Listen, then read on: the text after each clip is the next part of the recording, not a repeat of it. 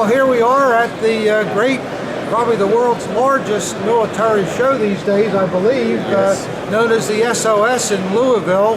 And of course, everybody, all the important people are here, as you can see. And I think most of you people know Helmut White's here from Germany, Hamburg. He's always probably the pillar of the hobby, at least in Europe, that's for sure. And next to me is a kind of a new collector, Jeff Richards. And Jeff has decided that he wants to specialize in NSKKs. And at the current time, he's only been at it about a year, but how many chained NSKKs do you have, Jeff? Well, I have 6, and I picked up 2 here. One of them's your Marine. So now he has 8. I got 8. And he sent me a picture of 6 of them all hanging next to each other. And if you want to be impressed, it was very, very impressive. Thank you. I always think, you know, when you're getting started in this hobby, no one really knows what they specifically want to collect. No, I didn't. Because it's such a varied amount of things. I mean, there's belt buckles, there's flags, there's cup titles, there's daggers, and on and on and on. I think we all started that way, that we collected a little bit of everything what we could find. That's right. Until you specialize. So Jeff is one of the few people that said, I'm not going to bother with having 50 or 100 things that I'm really not going to be interested in a year. I'm specializing in NSKK, right? Exactly. Yeah. And now you just bought a nice a Marine dagger here. NSKK Marine, a nice Eichhorn from 1940, I think it was. 1940 was dated, RTM with the... So this makes number 8 for his collection. So I finally got the Marine. I was really looking forward to the Marine, and you were holding out for a while. We finally agreed on a price. Yeah, it took all of 30 seconds. They're also completely underestimated when you look at the figures. How little the Marine or the NSKK, the Motorbootstandard were small. Very, very small. So they should be more. I always think that myself. There's not that many of them compared to SAs. Actually, I would say that the relationship between a regular NSKK chain and a Marine would be 1 versus 100. 1 in 100. You hear that, collectors? See, and Helmut knows, because of course he comes from the old country and he has ideas of what the statistics are. And if you think about something like that, 1 in 100, and Marine daggers are not that much more expensive than the regular NSKKs. So from my standpoint of view, they're a good investment. Can we talk about gilt? Look at the difference in gilt. You mean me having a lot of gilt? No. No, that gilt. Oh, yeah. Well, this is more of a plated gilt rather than just the gold wash. Yeah, it's a little different. Oh, that one's also a little bit earlier, I guess. This is a very fancy Marine NSKK dagger. It has beautiful oak leaf cross guards and acorns that are raised out. It's even interesting too, the gold is still in the eagle on this piece. And then the top surface of the cross guard is beautiful with the cross. This is you see this design very much on German things. It's a diamond pattern with a little dot in the middle, and then it has a raised swastika on the top. And then the killer with it, the scabbard's brown with the gilded fittings, but beautiful. Just absolutely marvelous blade. And this blue that's on the blade is the same type of blue that they used on the imperial swords with the beautiful handcrafted work. And it has a gilded motto. It's really a wonderful thing. And because of its vintage, it has an RCM on it. In this case, M756. I forget who this is offhand, but it doesn't matter. Look it up, collectors. Where did you first see this? Where did it come about? This dagger was purchased by a friend of mine. His name was Bill Lorette. He's deceased now. But he bought this dagger in the middle 80s. In Pilsen, which was part of Czechoslovakia at the time, yes. And it was under communist rule. So actually he found 2 of these in the same place. Amazing. Yeah. I actually believe it's not Marine NSKK, but Marine SR due to the brown scabbard. A correction here. Helmut is right. The scabbard on this is brown, so it's Marine SA, not NSKK. Believe it or not, I can be wrong sometimes, you know. But only for seconds. Well, that's great. Thank you very much for the opportunity. I Thank appreciate you, it. and it's always great to see you. Helmut, we Always need my you. pleasure. You stay in there, stay young. Will do. Yes, we And try our best. Keep doing what you do. You're great. Thank you. You take care. Well, collectors, you may have seen some of our videos in the past from California. And who do I run into in Louisville, all the way from California? Mike Cherry. Tom, I love you. I love you, Tom. He's the greatest guy. This guy, he always claims he put me in business.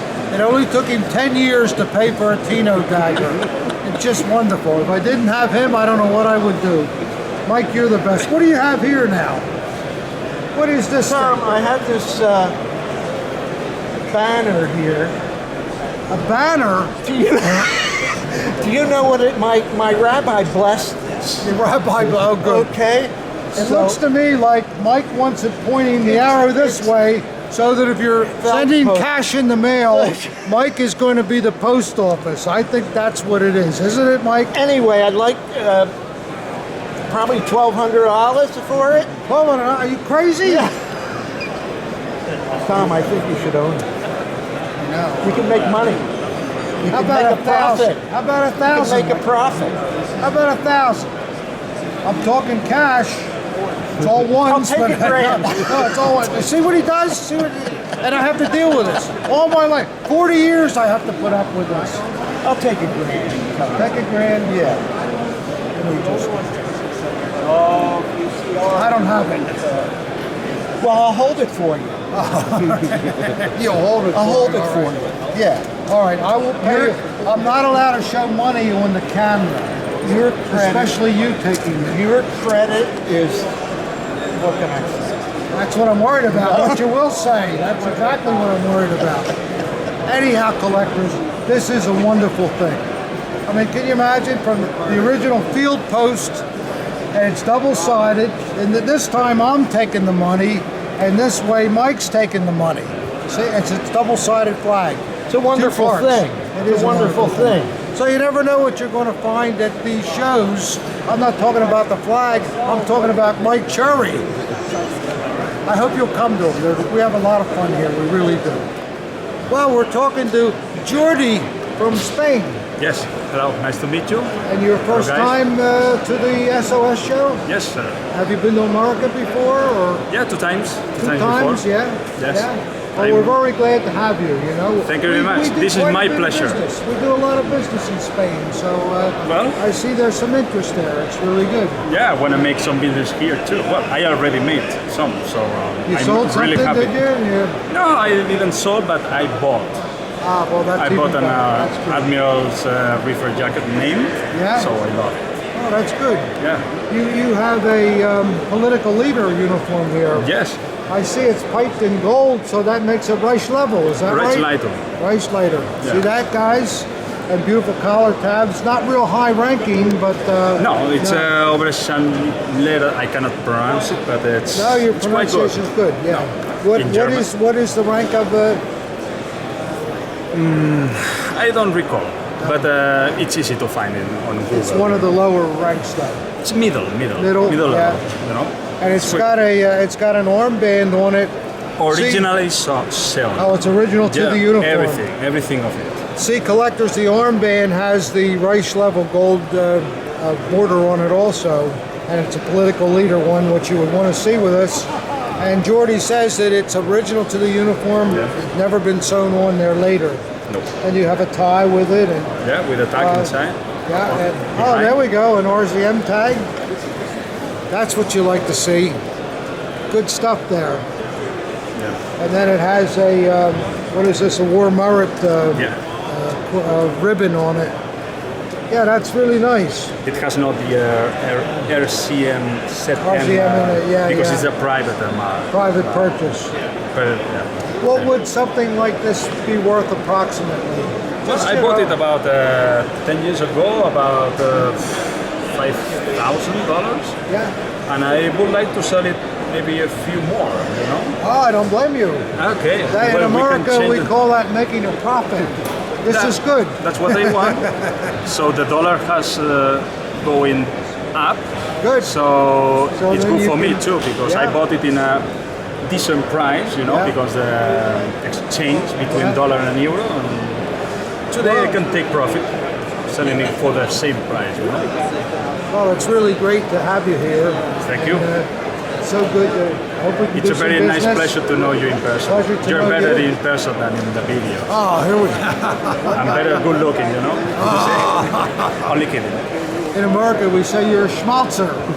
Okay, thank you. I will take that. Have a good show. Thank you too. Happy hunting. Thank you. Bye. Well, we're walking around the show here, and we've come across a very interesting, looks like maybe a pencil drawing. And what is your name, sir? My name is John Snyder. John Snyder. He owns this piece of art, and it's a wonderful cannon.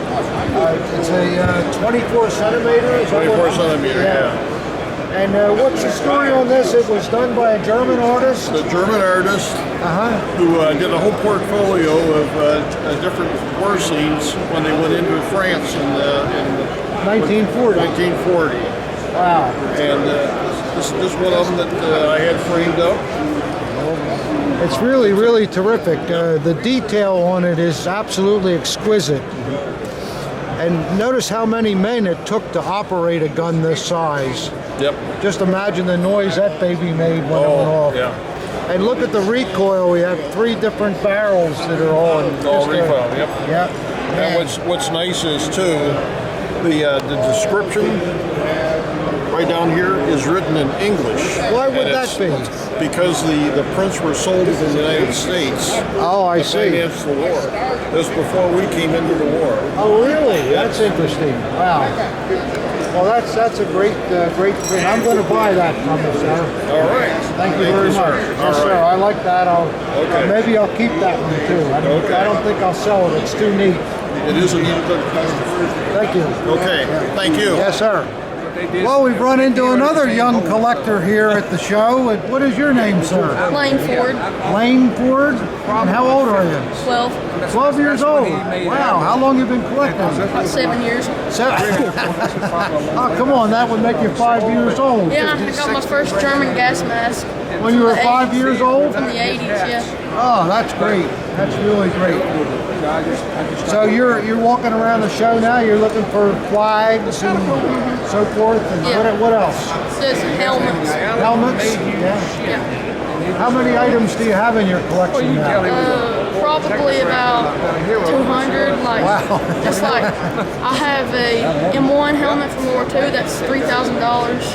Really? It's original medic. How did you pay for that? I got it at a antique shop for $100. Oh, well, you did good there. Yeah. How do you make your money? Mowing lawns or something? Or? Yeah. Yeah? Good for you. Well, we wish you a lot of luck. Thank you. And thank you for coming and introducing yourself. You're welcome. Okay. Good luck to you. You too. Yeah.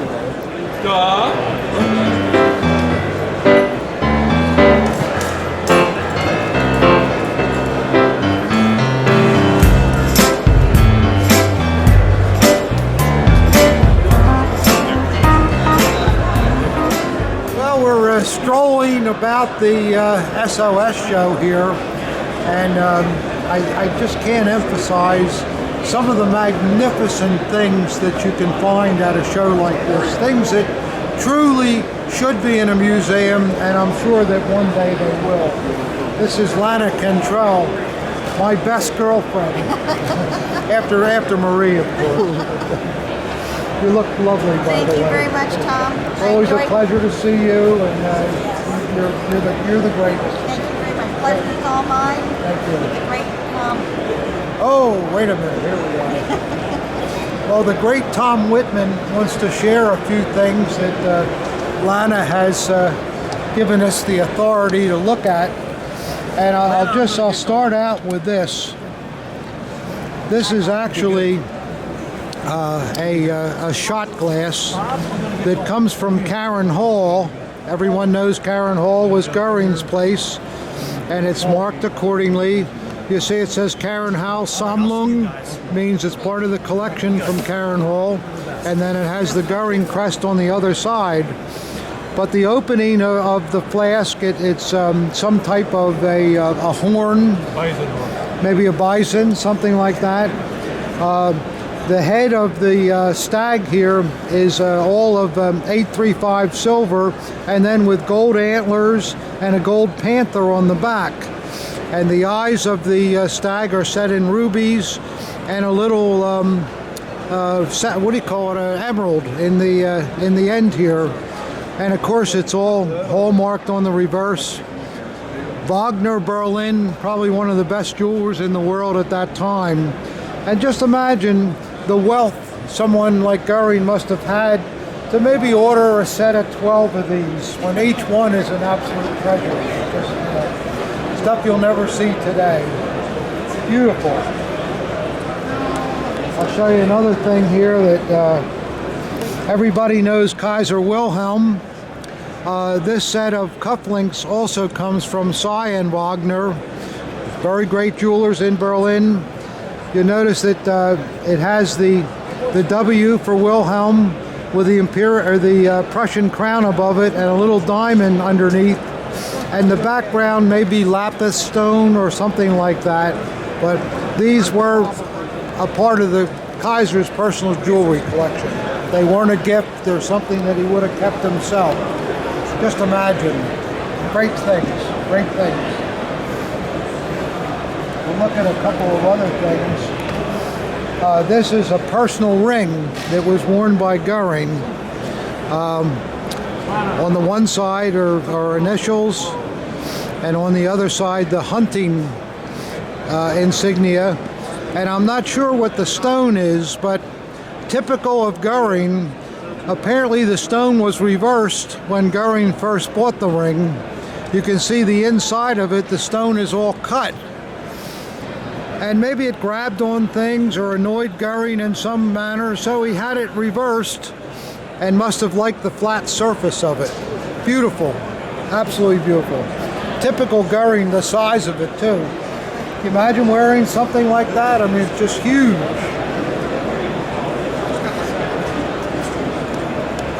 Let's see what else we have here. This ring belonged to Mrs. Todt. You've all heard of Todt. He was the man that was responsible for building the great roads and the Siegfried Wall and all those kind of things. Very, very beautiful. Has the initials on it. I don't know what the background stone is on that, but I'm sure it was the best. But you can see there's some real treasures here. Stuff that it would take a lifetime to find. And Lana and her partner have been fortunate enough to, over the years, you go to enough shows, and So that's some of the things you can get. And I'll show you one more thing that I always really like, which you hardly see anymore. You guys know what a mayor's chain is? In the major cities of Germany, when you were appointed a mayor, you wore a chain of office to signify your appointment. And each chain was custom made for that particular mayor's term. Now we're going to look at one here that comes from Leipzig. Very, very beautiful. It's all in silver. It has the crest of the city of Leipzig that's superimposed over a swastika. And it has the details of Leipzig and the date of 1937, which must have been the year that this particular mayor took over. And then on the reverse of it, it's hallmarked 835 with the German silver hallmarks. You see, it's made all in parts that are riveted together. The rivets hold the swastika and the Wappen of the city. And then the chain itself, each link is just beautiful, magnificent. All with the date 1930. Which leads me to think maybe the chain may have been worn by previous mayors, and perhaps the lower medallion was probably made for the mayor at that time in 1937. But these are ultra rare, and you can imagine how much a city would maybe like to have these back. But they ain't getting it. They ain't getting it. Ah, here's something special.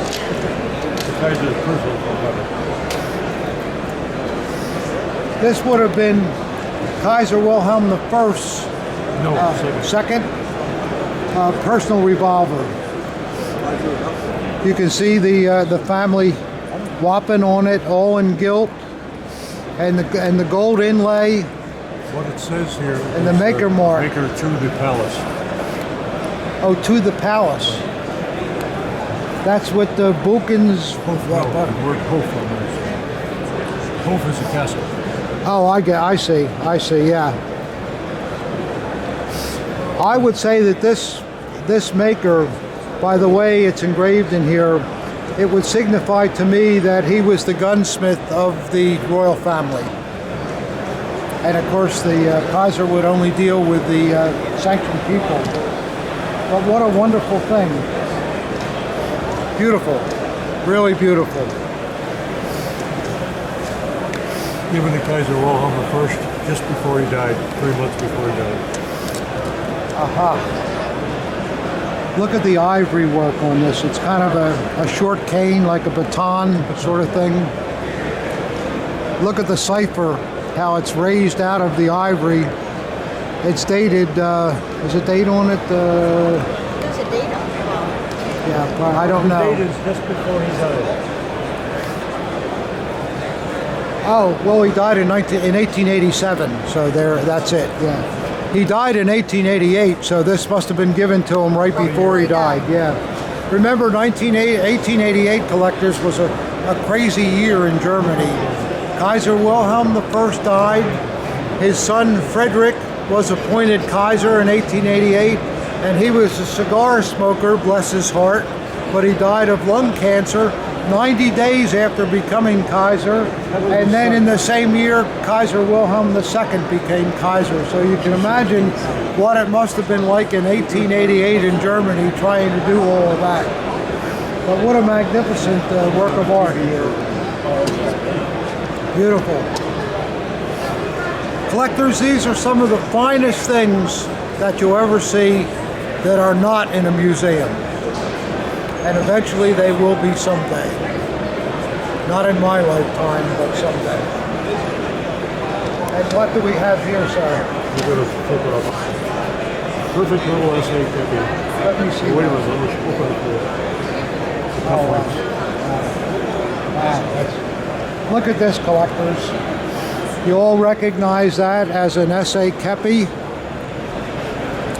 It's all a velvet material.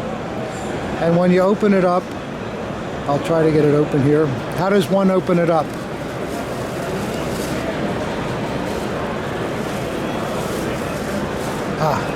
Here we go. It looks like either SA cufflinks or possibly buttons for a tuxedo. They're cufflinks, yeah. Flip together. Isn't that wonderful? Oh, I see, yeah. I still think these might be tuxedo buttons. No? Okay. Well, you know, Wittmann can be wrong sometimes. I know it's not that often, but I still think they're tuxedo. What a great thing. So for you guys that are just starting out and you look at things like that and you think, oh, we'll never get anything valuable like that. Just keep at it, and as the years go by, you keep getting bigger and better things, and before you know it, you too could have things as great as this. It just takes dedication, love of the hobby, making a lot of friends, talking to people. That's what's so great about it.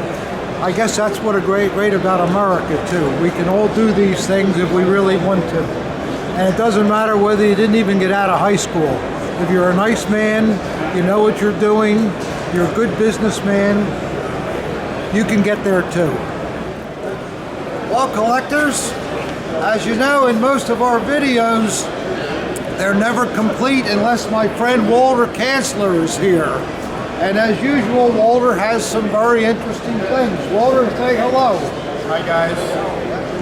What is this painting, Walter? It looks familiar to me. Yep, I picked that up in Germany just on the last trip. It's Karen Hall, the place that Hermann Goering had built for him. Yep, right in the shorefied forest, about 30 miles outside of Berlin.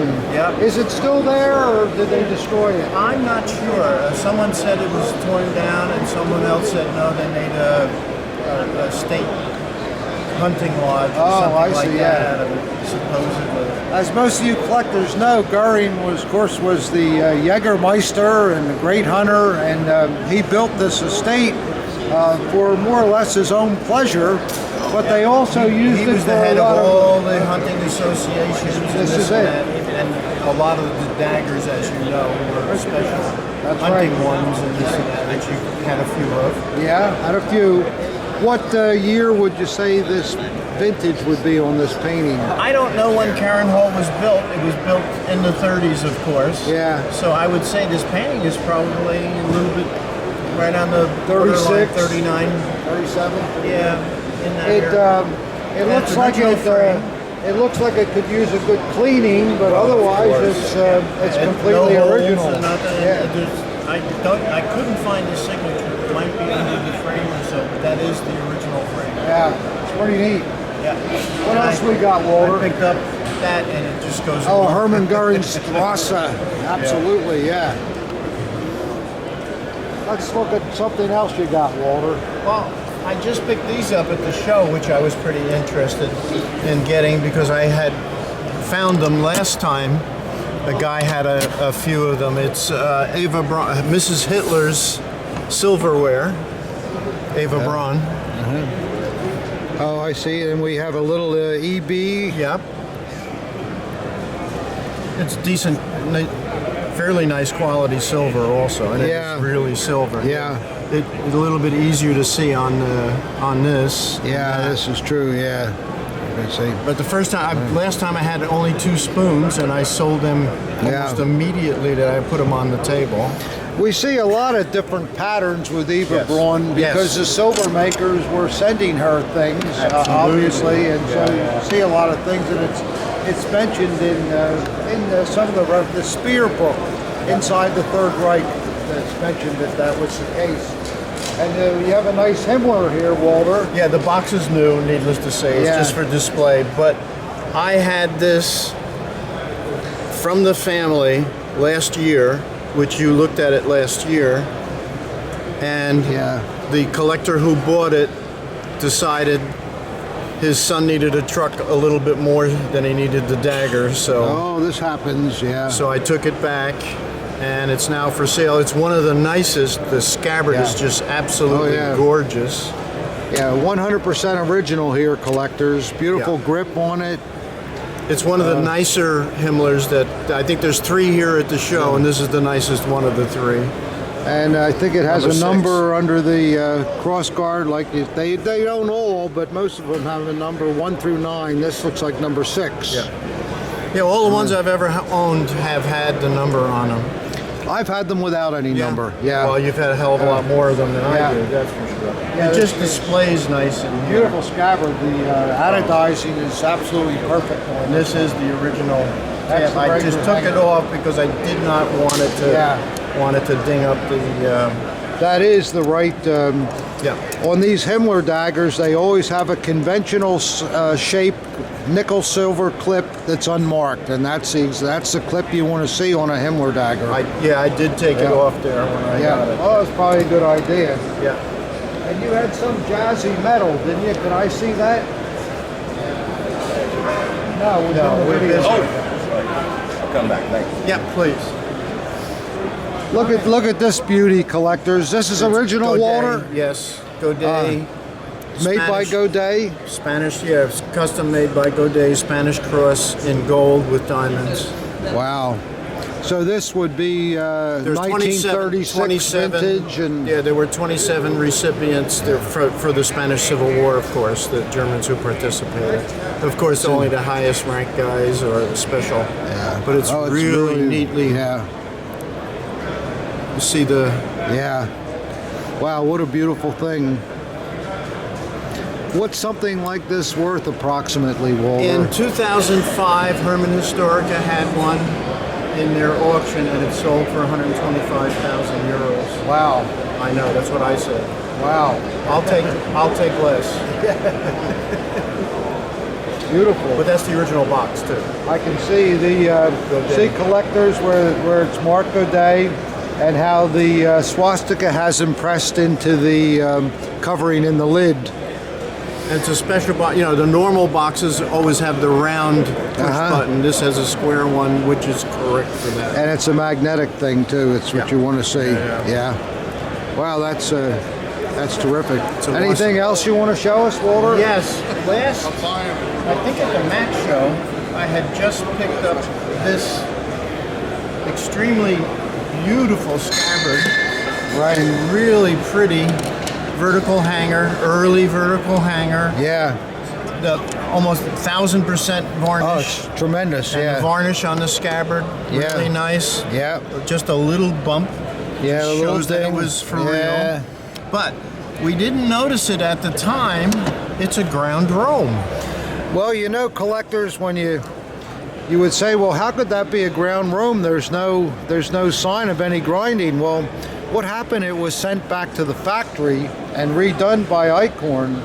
And the reason that you know for sure is because the trademark here is the small double ovals, and that trademark was only used with Rome inscription daggers, and it was made small like that to make symmetrically the inscription look better. The one we looked at yesterday, the guy brought to your table, had part of the oval gone. This one's got the whole oval. Still has all They of did it. a nice job. I would say that they redid the trademark on it after they did Think the so? polishing. Yes. Yeah. Which would have That been would make easy sense. because they were at the factory, so it was easy to do.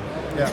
But this is really a beautiful dagger. Yeah, I had one guy really interested, and I sent him a picture of the back, and he said, "Oh, it's been repolished."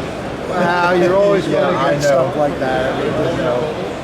Well, as usual, Walter, thank you. And you always have some interesting stuff. Thanks, Tom. Nice to see you again. Yeah, hope you have a good show. Already Sure you did. will. Already did. Okay, there we go. All right, guys, here we are. We've seen these two characters in some videos of the past, and I hate to keep showing the same guys all the time, but God, the stuff that they have is just so great that we just have to share it. That's all we can do. You remember Joe and Bill in the last videos, and these guys are, well, they just want stuff that looks brand new. What can I say? We're that kind of guy. You're that kind of guy. I mean, let's just take a look at this. I might take that off. All right. I mean, you guys have seen RAD officers and RAD miniatures before, but Joe doesn't just want that. They got to have orange grips besides, and then an issue tag on each one of them. Just look at the condition of these pieces. It's beautiful. That's how we roll. You got to have the mini-me to go with it. That little mini That rat. orange color just about matches my face after last night, so it's perfect. We go together. That's a beautiful set. My Thank you, God. Tom. And is this Alcozo or horseback mark? Well, it's both. It's got the motto, and the distributor mark is Hossbach. Hossbach. Yeah. Distributor for Alcazo. Yeah. So it justifies the tag. Yeah. Certainly. You will see these RAD miniatures with a Hossbach name on them. Alcozo just used that company to sell their material, and apparently they did such a good job that it was worth it to print their name on the piece. That's lovely. Really lovely, Joe. Thank you, Tom. And then Joe and Bill, they got another gorgeous set here of a couple of Hitler Youth knives. Just look at the condition. Just unbelievable. That SS armband is fabulous too. It's got the paper tag insert as well, Tom. Yeah. See how that field on the armband is oval, and it's got the kind of like stripes in the material. That's what you want to see on these, and not a moth hole to be had. Oh, okay. No. And we'll look down a little further here. This is amazing. Here's an unissued WKC SA, and of course Joe, he can't go with just the tag. He's got the grip wrap and the bag for it. Just unbelievable. How hard was that to find, Joe? Well, a lot of the good stuff at the show is under the table. You know what I mean? And if Yeah. you don't ask. That's usually where I am. Exactly. You're under the table. Exactly. Tom, I want to point to this. Never seen one of those. A little. I call it. I don't know. It's just. What is it, like a little rivet or something? It's like there? a little rivet Yeah. tag. No, I've never seen a tag like that either. It's a beautiful thing. And there's an RLB here.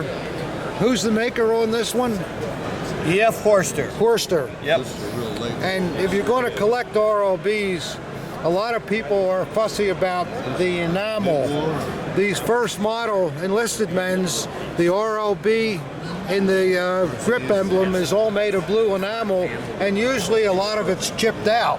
Isn't it, Joe? Oh yeah, it's worn out, chipped out. Yeah, because this hit everything when it was being worn. So, but here's Joe again. If you look at the enamel on that, it's absolutely perfect. Beautiful. Thank you, Tom. Paint's perfect. The blade's perfect. It's perfect. It's absolutely great. And then we'll look at some of these miniatures. Beautiful. Look at this DJ knife. Tom, I like to point out this. Yeah, that bayonet is unbelievable. With the Kloss Eagle on it. Yeah. That's probably the best miniature bayonet I've ever seen. And the quality is exactly like what a full size would be. The mortise button even works. Even what, really? Yeah. Oh, it's got the red felt in it. That's amazing. Boy, if I'm going to commit suicide, that's what I'm going to use. There's another, this is really rare. The maker mark, Rudolf Schmidt, they're probably about an 8 or a 9 on the scale. Or 10. A 10. Sorry, I screwed up. It's a 10. I should have known Joe wouldn't have had an 8 or 9. But not only is it a really, really rare maker, perfect condition, and he even has a tag. Who would think that a Rudolf Schmidt tag would even exist? Tom, I've had this tag for a few years, just waiting for the right dagger. I see. And it came along. Yeah. Boy, that's And, great. What a find. Yes. What a find. That's what it's all about. And then for you guys that like naval stuff, this is absolutely amazing. Look at the gilt finish on not only the dagger fittings, but the scabbard. Just incredible. And the Alcozo tag. And just for you guys that are detail fanatics, when you look at an Alcozo naval dagger, you want to see on the eyelets, there's a little sleeve in there that help protect it from the weight of the ring.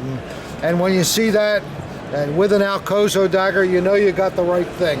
So, and then that condition, I mean, is just fabulous. 100% gilding. Oh, 100%. Very, very rare. And Tom, you know how I am with Navy daggers. I was going to say, probably Mr. Given had a hand in this because Mr. Given is a naval expert among a lot of other things. That is the finest condition Navy dagger I think I've ever seen. There is no better one that could exist. So what you're seeing here, collectors, is absolutely the best of the best of the best.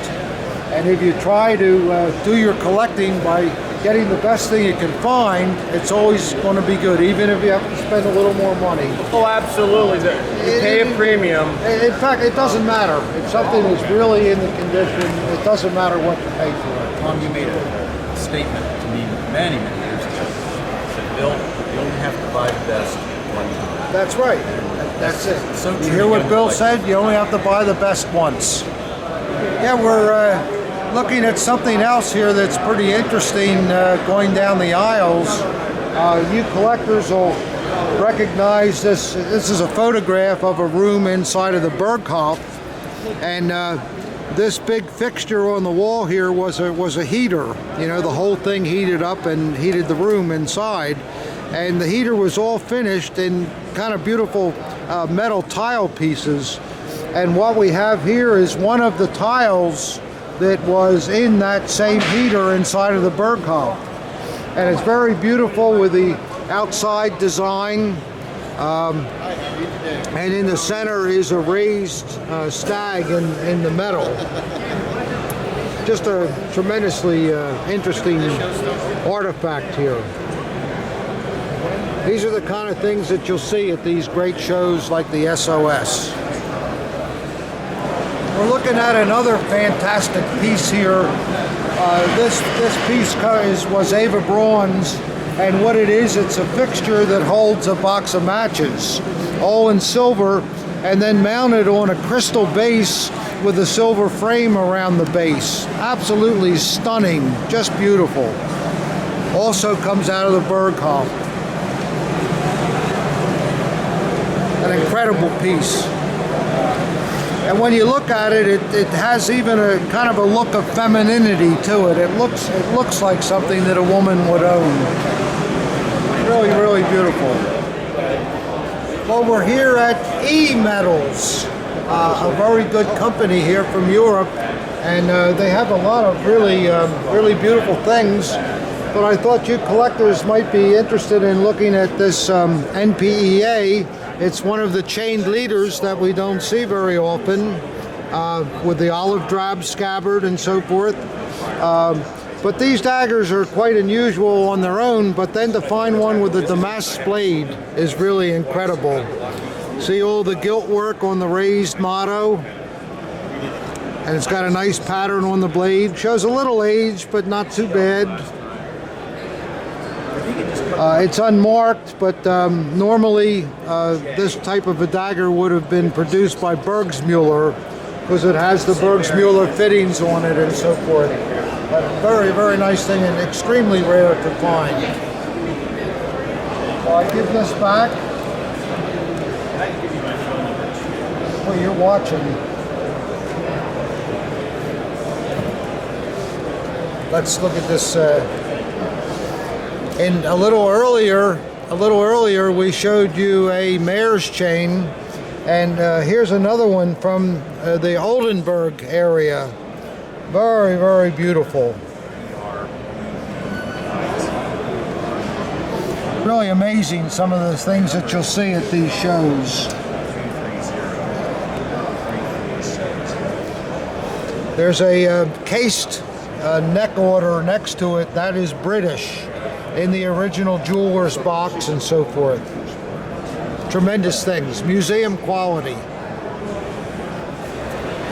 Well, we wanted to show you something kind of special here at the SOS. I mean, it's mostly German, but every once in a while something walks in that's absolutely fabulous. This is a Civil War sword presented to Colonel H. Lemming. It's absolutely magnificent. The hilt is a Tiffany type pattern.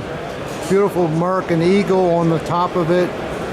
American eagle on the cross guard. And the D guard has probably, I guess, what is that, an amethyst or amethyst stone in it. Just unbelievable, just absolutely beautiful. It's a Damascus blade. I'll show you the blade in a minute, but look at the monogram, has little diamonds in it. The sword's completely researched and just incredible. And the blade, as we see on a lot of Civil War swords, even though the hilt was made in America, the blades were made in Germany. This is a very fine Damascus blade, typical German construction, and it also has the American eagle on the blade itself. I'll show you the other side here. See the spine is all etched, typical German, and then lots of nice war type detail on the reverse. And there's the maker, WKC. How about that? Just tremendous. Collectors, you're looking at a real museum piece here. Should be in a museum. Just fabulous. One of the nicest American swords I've ever seen. Okay, collectors, if you watch our videos, you'll remember one we did a couple years ago with this character here. What's your name again, sir? Michael Johnston. Michael, remember that name because you better watch your money. This guy's very, very sharp. What are you collecting, Michael? Well, I'm about to get into medals and badges really now. I'm trying to get out of everything and just get into a general area of collecting right now. See, this is what happens when you're young. You start out with a whole bunch of different things, and then usually you can zero into what you like, and I guess that's what you've done. Right? So now you're looking at medals. Yep. What do you got there? This is a U-boat badge that was named to a, what is he, a captain or? He was a Kapitan Lieutenant. And this was named to him. Unfortunately, he didn't make it through the war. He was sunk. Yeah, his U-boat boat was sunk, but still, that gives you a good record, and yeah, it's got look it all up. And, the award document with it too. This is the actual document that went with this particular award. So it's really a nice package. This was in a British collection for many, many years. That's where I got it. Saw the email or the information on it and everything. That's right. And you don't see many of these attributed to the aces or anything. No, you don't. You don't. So good luck with it, and good luck with everything else. And it's always nice to see you every year. My favorite dealer to do business with. Ah, come on, no. Craig Gottlieb is who I like to do business with. Okay, we have our favorite girl at the MAC show. This is Kana. Yes. Yes. Where are you from, Kana, originally? Japan. Japan. There we go. And she's with Ron Burkett, right? Yes. And I think all you collectors know Ron. He's been around a few years, to say the least. And we're looking at some of the things here. In this case over here, we have a lot of nice medals, insignia here, and I saw some imperial medals. Where did I see them? Right, yeah, here. These are really beautiful. Yes, yeah. Is, yes. These come from the First World War, and here you have pilots' badges here on the top, and these are the observers' badges. Lift it up a little bit. How's that? Good? Okay. It looks better with Kana next to it than me. So how do you like doing this business? Oh, I love this. Studying historical stuff. Yeah. Practicing this. Yeah. And every day I study and it's exciting. And you learn something all the time? Yes. Yeah. Yeah. And you meet a lot of nice people? Yes. Yeah. Not me, but you meet a lot of nice. Well, we're coming along the aisles here. It's getting ready to clean up now. Saturday afternoon, people are going to get home and all that. And we ran into Bill and Megan here. How are you, Bill? Good, good. Megan, are you enjoying this show? Of course. See, there you go. Some of the ladies do like these things. No, believe she it does. or not. She Believe it or not. I do. I enjoy What do you got there, Bill? I have an unmarked food that I'd like It to looks like an army dagger. It is, yes, sir. And I figured you would know a little about Let it. me see. Who wants another army dagger? That one's a good one, though. I like it. that It looks one. like it's got a nice outside and all. Is the blade any good? Yeah, it's very, Let me very just- shiny.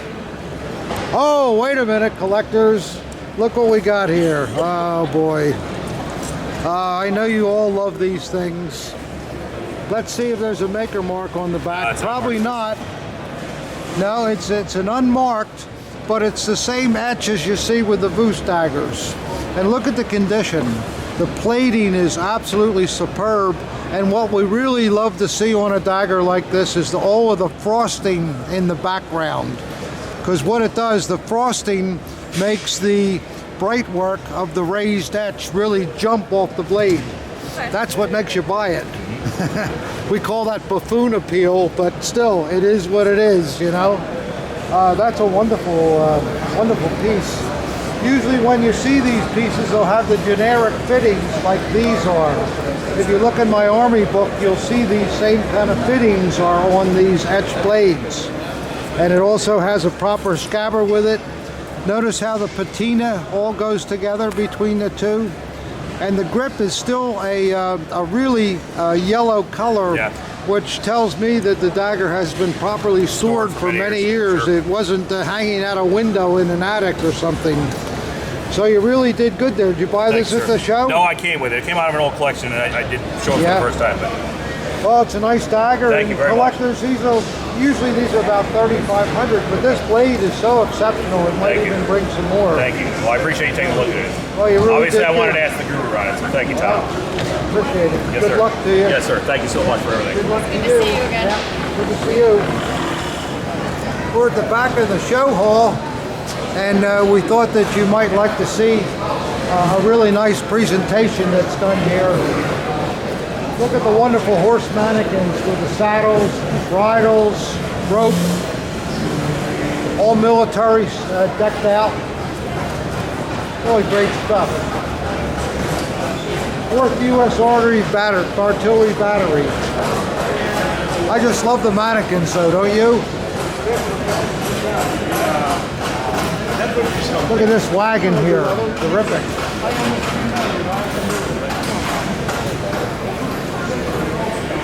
Look at the copper cover here and all. Really a nice thing. This leather satchel is fantastic.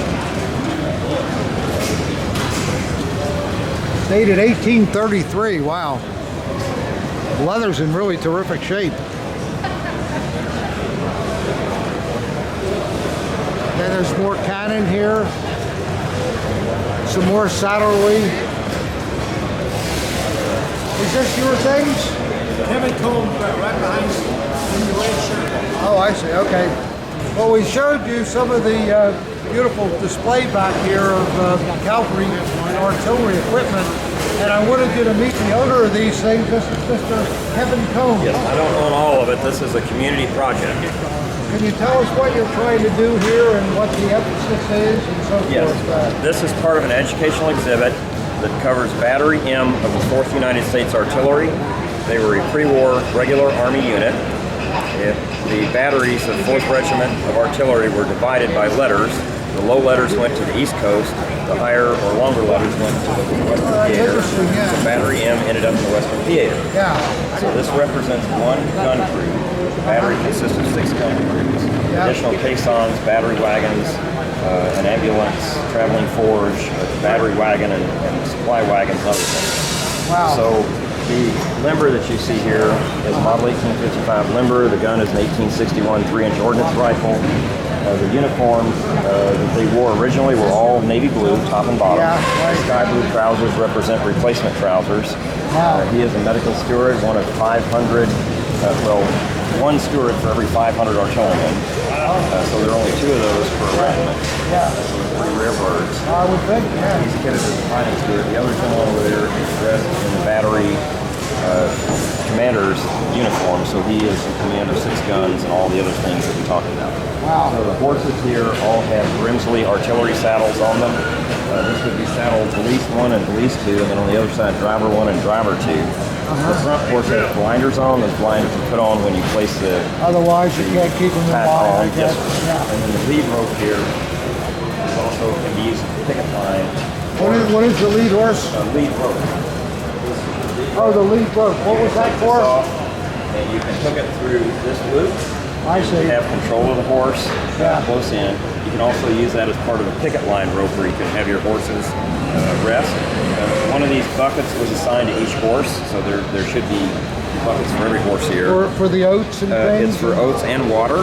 Yeah. And as you go on, you'll find the teeth marks from the horses where they try to chew on the buckets. Yeah. Back here, the tenting that you have, they call it sleeping under the gun, so they have tarpaulins. Literally? Yes, but they don't have poles, tent poles, like you think of. And so they're going to use this ridge pole, this is a ridge pole. I see. And these ramrods here are going to be your tent poles, so they're going to erect sort of a nomad-looking tent over the gun and the limber. Multi-purpose. They're going to sleep under the gun. I see. Wow, that's interesting.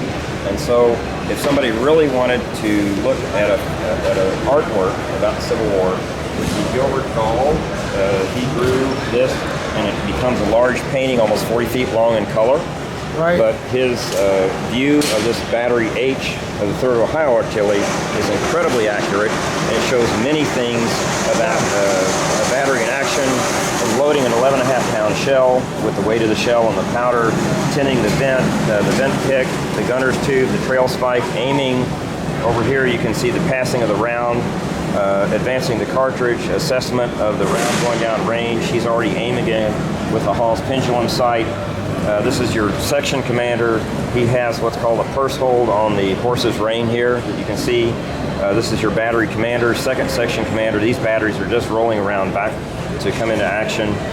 This is counter battery fire from the Confederates. You really can't beat this for true historical perspective Correct. Of what really what occurred. Here's your outriders here. That's an outrider saddle there. I see, yeah. And so those men are outside the horses to control them. So from a historical perspective, Yeah. this is a great illustration Oh, that I someone would can say look so, at yeah. and see artillery in action. Well, it's just great. Thank you so much for presenting this. It's a lot of work, I know, but wow, what an exciting display. Well, thank you, sir. Thank you so much. You're very Appreciate welcome. you coming. Thanks very much. We're glad to be Good. here. Well, we're out in the lobby here of the Great Kentucky Convention Center where the entrance to the OVMS show is. And one of the things that OVMS has been trying to do is to show that we are preserving history. And in this hobby, that's what we're interested in, history. Not the political beliefs. It has nothing to do with that. And we got to try to convince the general public that us collectors, we're serious, we're historians, it's a great thing. And one of the things that OVMS is doing here is showing wartime photographs to show the items being captured. Remember, we have their stuff, they don't have ours. So let's look at some of these photographs.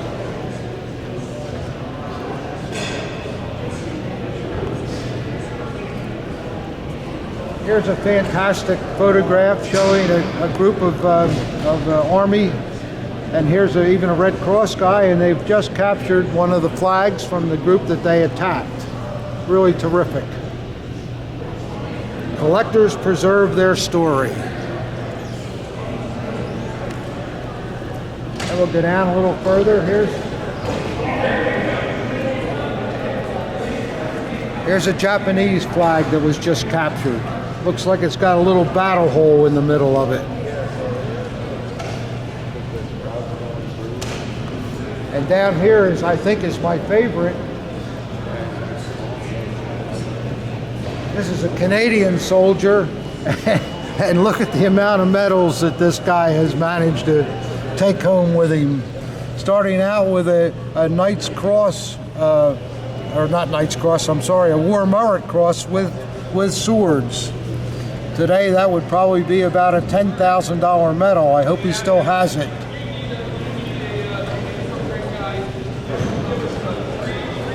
Great stuff. And I think this is my favorite of the pictures.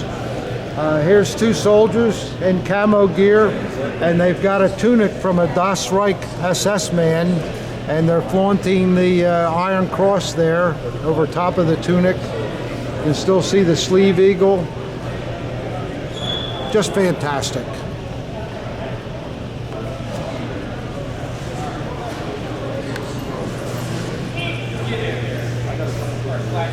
And with OVMS, they're talking about all wars, not just the First or Second World War. And here you can see a Confederate soldier standing in front of the Confederate flag.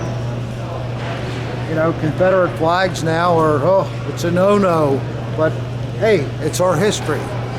Certainly deserve to be seen, collected, and preserved.